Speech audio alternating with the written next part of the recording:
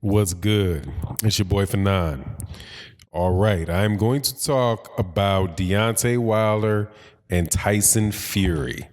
And a note that was sent to me, and actually it's an article that was brought to my attention by Anthony Johnson. What's good, Anthony Johnson? Thank you so much for always sending me those emails. And I'm not talking about Anthony Joshua, who was referred to as Anthony Johnson at the basketball game in the United States. I mean, Anthony Johnson, the YouTube member, boxing community member who attends a lot of live streams and is a big supporter of the channel. Shout out to you, man. I'm gonna do this video addressing your specific statements. And here's the long and short of it, man. People want on Eddie Hearn and Matchroom Boxing side really don't want this Deontay Wilder, Anthony Joshua fight to happen, and for good reason. Because if it goes off, either way it goes, Anthony Joshua has nowhere else to go, and he has to face the winner of that fight. If he comes up with any cockamamie excuses for not putting those belts on the line against the winner of Deontay Wilder versus Tyson Fury, he's already been exposed in the United States. And there is a growing sentiment in the UK that the dude has been exposed as well. But it's just a wrap if he doesn't face the winner of this fight. And I believe that there's nothing that Eddie Hearn wants less than to have his plan for Anthony Joshua derailed by public opinion. And he was already able he already blew off public opinion one time with Deontay Wilder after the Joseph Parker bout. He was able to blow it off that time. He humiliated Anthony Joshua in the process of blowing off the desires of fans. He completely embarrassed and humiliated Anthony Joshua by doing it, but nonetheless, he did it. If Tyson Fury beats Deontay Wilder, or Deontay Wilder beats Tyson Fury, there is no rationale whatsoever under the sun for Eddie Hearn not allowing his boy Anthony Joshua to take that bout. Now, I'm going to go into this in a little bit more detail, and specifically about Deontay Wilder and the prospect that Tyson Fury might be getting cold feet. But before I do that, I want to thank you to the subscribers that come to the channel, listen to the videos. Thank you very much. I put ads in the videos because we're trying to raise money to support a cause, and that's how you generate revenue on YouTube. It's a platform where advertisers put ads on videos and partner with creators in order to create this ecosystem, video financial ecosystem, and it's much appreciated by me. So, it is what it is. Please be patient with those, and I hope that you actually buy something that's advertised on the channel, man, because they really do help the cause. Now, and also thank you to everybody that donates through Super Chat and everybody that donates through Venmo. Next month, though, I want to make a small announcement, not a small announcement, a big announcement. As a lot of people know, 78 Sports TV has not been able to live stream for the last month. And so when he goes back live in the October timeframe, we're going to be doing a live stream on his channel. I'm not going to be in the live stream, but I am going to support his channel heavy on the article the day that he comes back. And I challenge all the LDBC and LDB content providers to try to hang with me when I show my love and support for 78 Sports TV. And I'm calling you out right now. Save your nickels and dimes, put them all together, and we'll see who the boss is, man. And I'm only half playing. On the real, man, we need to come out and support 78 Sports TV. He's a great source of boxing information, opinion on YouTube, and I think we should really support him. And that's a message specifically to brothers in the LDBC, Lions Den boxing community. Check out Smoke City Mobcast, all of the above. Now, on to this particular subject. Let me go to the article. And this is, of course, by the Sun. And shout out to my cats in the UK that tell me, look, man, don't ever report what the Sun says because you're going to get burned. All right, I understand that, but they're in here. They quote Dan Raphael of ESPN. So, hey, man, it is what it is. Even though I must say before I read what he says that Dan Raphael screwed me over the last time I quoted him because he was out there reporting that Dillian White was going to face Luis Ortiz. And clearly that did not happen.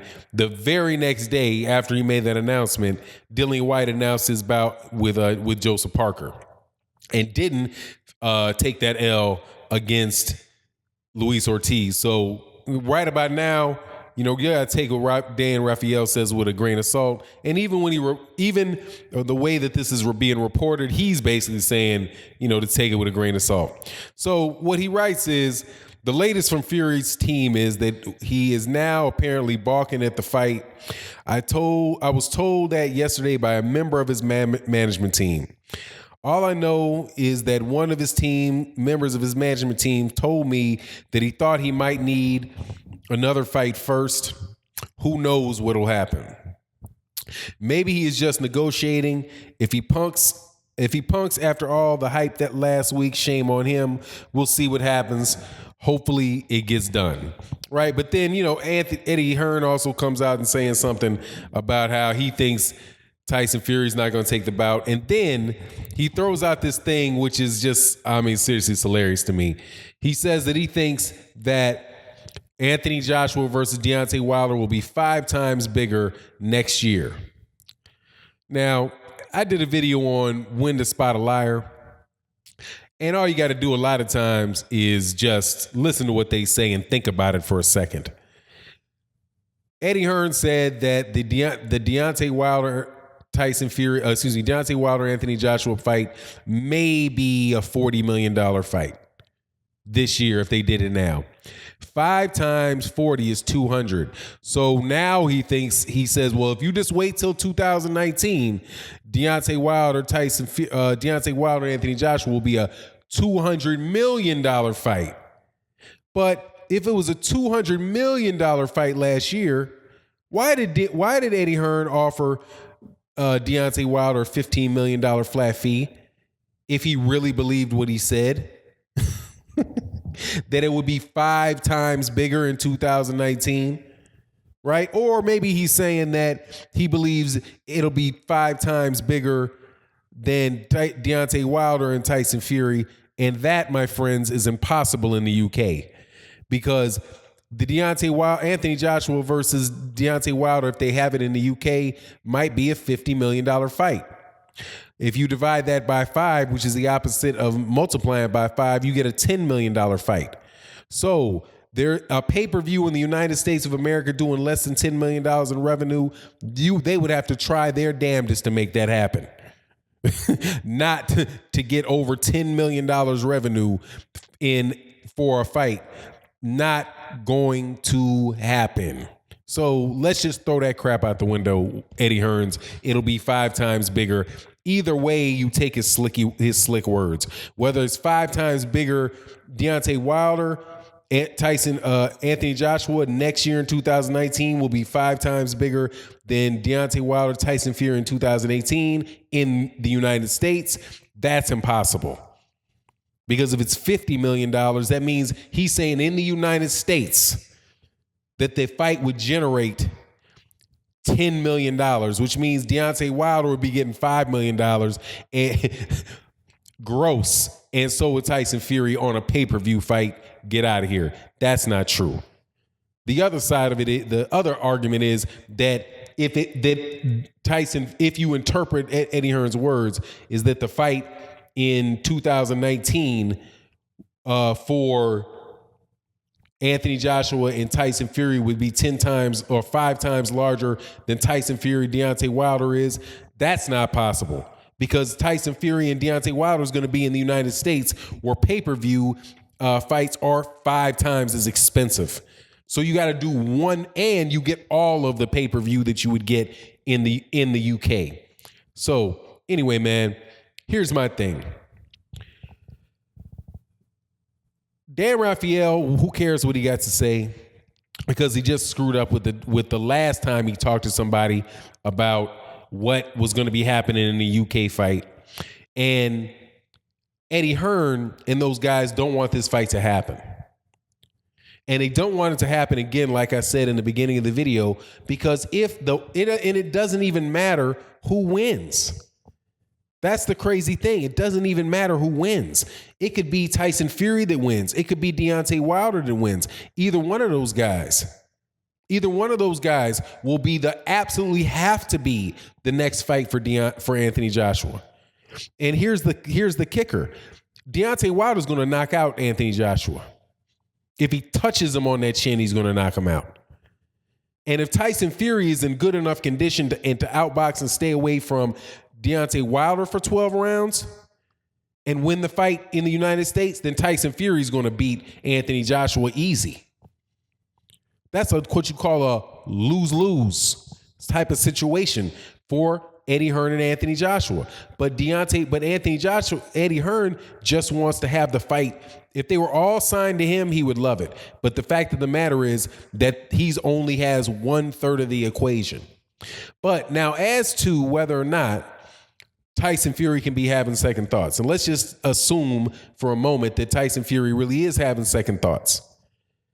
Why would he be having second thoughts about facing Deontay Wilder?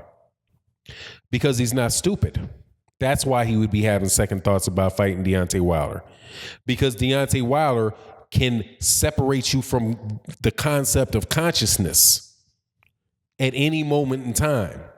He's not fake. He is for real. Tyson Fury knows he's for real. Anthony Joshua knows he's for real. Everybody that's got into the ring, dang sure found out that Deontay Wilder was for real. And if Tyson Fury was to say, I don't want to take this fight, I'm kind of worried about this, maybe I should wait. You know who would be telling him that? His management team would be telling him that. I'm positive that his management team is telling him that. Because that's what management teams do. Management teams try to convince fighters not to take on challenges and take the easy route.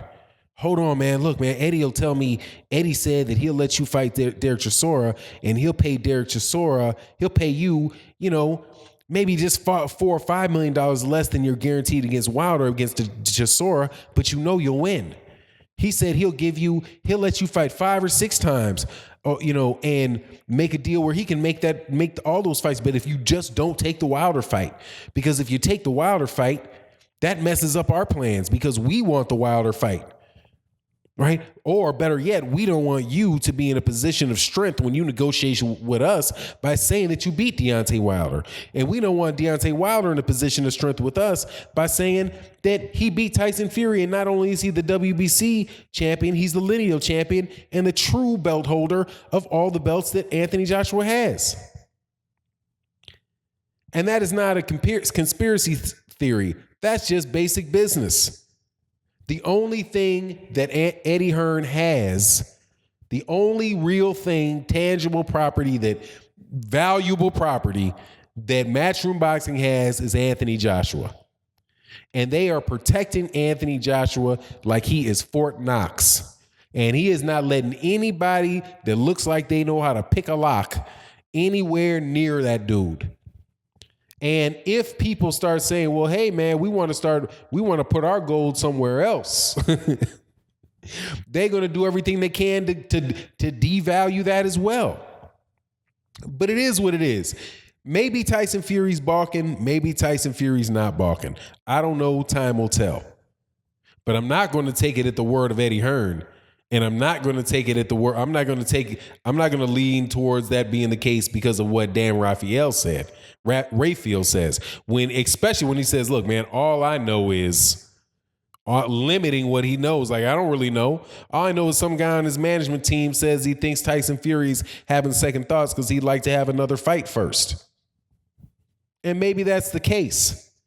But the question is Tyson Fury a man of his word or not? Because Tyson Fury and Frank Warren both got on Showtime Sports and said it. And Showtime Sports also postponed what could have been a big fight for them in Mikey Garcia and Errol Spence Jr. because they want to put this fight on pay-per-view, and they don't want to have two fights competing with each other in that and dilute the market in that half of the year. So Showtime is laying there is put their name out there. Frank Warren has put his name out there. Deontay Wilder's put his name out there. Tyson Fury's put his name out there. But we're supposed to just on his face believe that it's going to fall apart on the word of somebody that has a fight who has a financial who has a financial interest in the fight not happening, and a boxing reporter that's half-heartedly throwing something out there. Maybe just in case it doesn't fall through, I can say that I reported it, but I'm not going to commit all the way to it. Look, man, tell Anthony Joshua you should have fought Deontay Wilder and stop trying to milk everybody over there in the UK. You're milking people in the UK for their pay-per-view money and having people associate your greatness with how much money they had to pay to see you. I saw the same article out there about that, whatever that stupid ass fight that came on today, boxing, whatever, KSL versus whatever name, Han Solo, whoever it is, those dudes are fighting that people are actually covering like it's a real boxing match.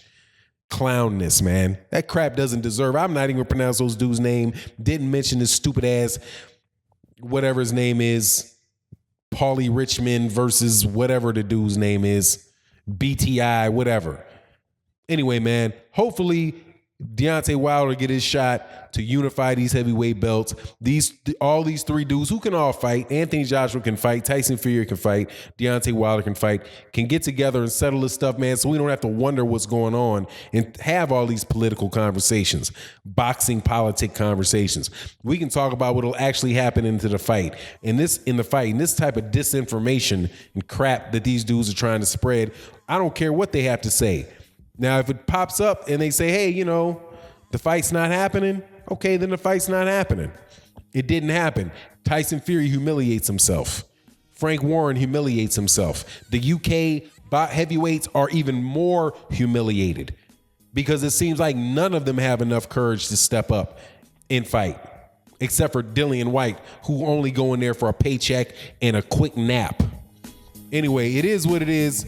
And with that, I'm out.